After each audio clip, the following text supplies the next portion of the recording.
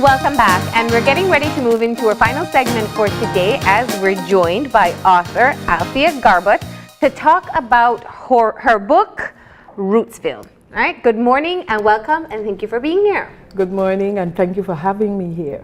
Okay, Athena, let's just start off finding out a bit more about you. How long have you been involved in writing?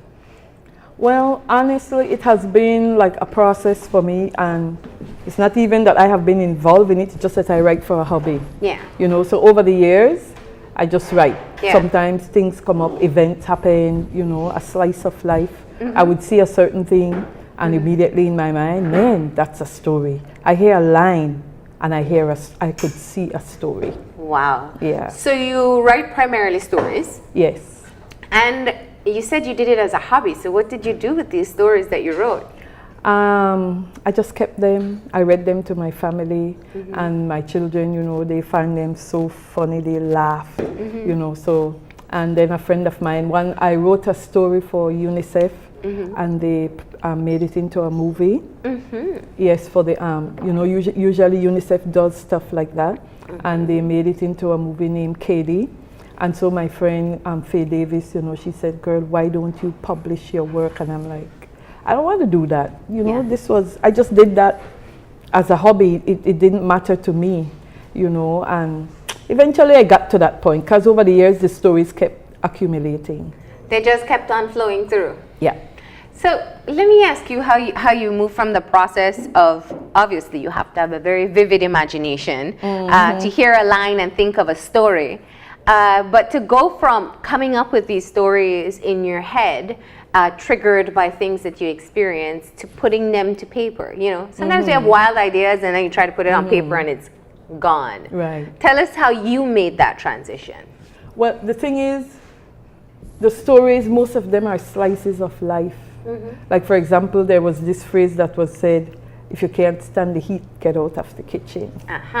And then a whole lot of stuff happened at the school that I was teaching with the political thing. And then that line just came back to me. You know, my students and some political people, they were having a big shindig going on out there, you know, and the political people were, I mean, they were so upset because the students were harassing them, you know. And that phrase came right back to me, if you can't stand the heat, get out of the kitchen. And that's how one of the stories named, and it's revolved around that. Yeah. Do you find that you have a general theme for your stories? Like, are they more focused on children's education? Are they focused on raising awareness on issues? What tends to be more of your inclination? I think it's more raising awareness on the issues, because another one of the story in there has to do with the things that our parents keep insisting that we don't do. For example, don't deal with strangers, always run away from strangers because they're going to hurt you. One of the stories, Fallen Angel, deal with things like that, you know, whereby this little girl was picked up. And honestly, the person wasn't actually a stranger. It was somebody that she knew, and it shows that we shouldn't trust people at all. Yeah. The people that you think you can trust, those are the people who would hurt you the most. Yeah. Now, moving to the compilation for Rootsville, you pointed out that people have been pushing you for years to publish a book. How did you select which stories you wanted to include in this book? Oh, out of the set? What was your process of elimination? I really don't know. I just look at what I had there, and I decided, okay, I won't put you in. I'm not going to use that one. And I think it all depended too on the development of the story, because I have a couple that is not completed, you know. So I've decided, okay, you know what, I'm not ready to deal with you yet. I'll put you aside for right now. But the ones that were completed, that I had brought to an end, they looked at, and then I decided, okay, these will be edited. I'll work on these on this set. Okay. So now the book includes activities for children, and I wanted to touch on that. You are an educator, and one of the things that is very difficult or we hear very often, is to get children to read, and not only that, to help to build their comprehension skills. Yeah. Is that why you included the activities portion, to ensure that not only are they reading the stories, but that they're really grasping the concepts behind them? As a teacher, I was more thinking about the teachers. That the teachers don't have to think about anything. Yeah. And what I really did was make the activities very interactive. Uh-huh. You know, they have to do research, they have to do videos, they have to make a government, because like I said, some part of it dealt with what our government system is. Yeah, So, the ministers' retreat? yes, the ministers' retreat. So the whole idea is for them to, from now, some of you might be politicians, so get together and form a government and come up with a portfolio, what you would like the government to be. So I tried to make the activities very, very interactive. Yeah.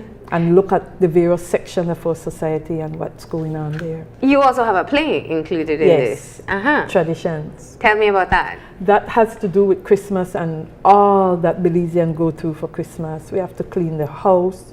We left everything for Christmas, and you know the house needed to be painted for 5 years or from the beginning of January, and we do nothing about it, and we wait until the week of Christmas, and then you're here, you have to clean the house, you have to paint it, you have to put in new mall, you have to buy a new sofa. All these things should have been done throughout the year, but we wait until Christmas to do that, and it's all about that. And that family, they didn't have the money, and you can't go to church without the new clothes, and oh my gosh, it's a lot of things. Yeah, we do a lot for Christmas, so you got a lot of content to work with. We do a lot for Christmas. Why a play format? Why? Why a play format? Oh, for that? Uh-huh. Well, actually, I had done that play before at our church, Uh-huh. and I decided to add that to the book. It was really funny. It was received well, you know, so I added that to the book. So what does it feel like to have the book compiled, your stories compiled into a book and putting it out for the public to be able to use and consume? Honestly, it was scary at first because, like I mentioned at the launching, I said, this is my baby, I'm giving to you, I'm giving you a gift. So please take care of the gift, you know, but honestly, it feels great. I felt like I have accomplished something. I felt like I have left a legacy for my children, you know, and I am encouraging them, follow your dreams, because this has been a dream for a long time. You know, many years I sat around a table with my group of girlfriends, and every time we talk, you know, what are we going to do? And I said, guys, I'm writing a book. Every time I said, man, they must be sick of here. They probably never believed you. You know, every time we sat down to talk, I'm talking about, Carl, I'm going to write a book, I'm writing a book, you know, and they encourage me, you know, do it, do it, do it. Let's see, you know. And like I said, I cannot explain the feeling to you. It's rewarding, very rewarding. Yeah. What would you say to other people? I mean, there are many people in this country who are very talented writers who write, whether it's personal journals or poems or anything that they're inspired by, they write, put on paper, but keep for themselves. What would you say to them about the process of putting their work out into the public, whether in a book format or even just publishing online? I would encourage them to do it because, you see, there is an audience for every writer, you know. So I would encourage them to take that step. It takes time, you know, the process takes a lot of time, but do it. The reward from it to know that, hey, I have finally put this thing together. My dream has come to pass. And very rewarding. Why the name Rootsville? Rootsville came from the word grassroots because, like the story Rootsville in there is from a set of people who call themselves like, oh, we are the grassroots people. But I didn't want to use that part of it, so I just used the ending part of that name. And because the name, like there on a whole, would let you know like it's a community. Right? So that's how the name Rootsville came about. And the style that you use, you've mixed English and Creole. Why that methodology? Why not all Creole or all English? Because that's the way we speak. You hear me talking to you just now, and then I gone in a Creole, and then I go back to English again. We do that all the time. And a couple of my editors had mentioned that to me, but I'm telling them, that is the nature of our country, and that's what will add authenticity to the book. You see, the language in the book, that's what brings you to that place to know, hey, this is a Belizean book. You know, because that's the way Belizeans speak. I would be talking to you in English, and then after that I drop into switch Creole. right into then Creole. I switch back again, because that is our language. And if you're a Spanish-speaking community, do Creole, Spanish, English, and you add some more to and it. rotate it all around. You add some more to it. Yes. So, do you have a particular favorite story in the book? My goodness. I know it's your baby. That's a hard. That's like asking you your favorite child, but sometimes people do have a favorite child. That's true too. Can't let my children hear that though. My favorite story, I think, would be Rootsville. Okay. The name of the book. That story to me is one of my favorite. The cover. Any reason why? Because there is this guy in this story who is he's like mental, and he lives way out there, you know, but he's kind of scary, but he's fun to me. I love that character. So that means that you have to read us a little part of Rootsville. Oh my gosh. And since this is my first time seeing the book, I can't choose a section for you, but I'm sure you know do you want to go into the stammering portion of that story? Do you see the stammering portion? It's on 21. Page 21. Well, whichever part of the story, let's just go ahead and read a little excerpt so people can hear a little bit of your work directly in your voice. I don't have my glasses. You don't have your glasses? Oh. Okay, let me read the part. This is like coming down to the end of the story. Okay. In Rootsville. We get the full effects, right? Okay. It says, Vicky made one sudden jump and she was in the middle of the men. I'm on page 28, to the bottom. On top of General, she grabbed him by the hair and started to shake him like a rag dog. Ah, screamed General, I dead! Oh God, I dead! He put his hands over his face to try to protect it from the blows that Vicky and Peely were raining down on him. Vicky was all over him. She slapped him repeatedly, punched him in the stomach and kicked him anywhere her foot landed. Somebody help me, whimpered General. He looked at the men pleadingly. Nobody intervened. Help you? Who you think will help you here? You thieving bastard. I feed you every day, boy. Slap, slap. Every day you beg me for food. She punched him in the mouth. Blood gushed from his rotten teeth. Now you want to talk about how you sorry? Oh no, move out of the way. I want to show him sorry right now. She pushed from the middle of the men, from the circle, and picked up a fence paling. She was about to hit him in the face with it when the men jumped in. No, Vicky, no. They held her back. She was fighting and kicking like a wild cat. She fought her way out of their grasp and went inside and came back out with a 12-inch long butcher knife. She slipped past the men who were still cursing General and fired a chop at him. He saw the knife coming and put up his hands to protect his face. The knife sliced him in his open palm. Blood gushed forth.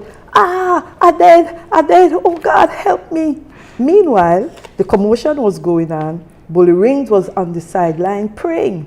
He was making the sign of the cross, throwing punches and shouting, Virgin Mary, Confucius, Soursop, ripe mango, make the sacrifice. We will kill him and cut him up. I want the head. I will scramble the stupid boy brains for breakfast.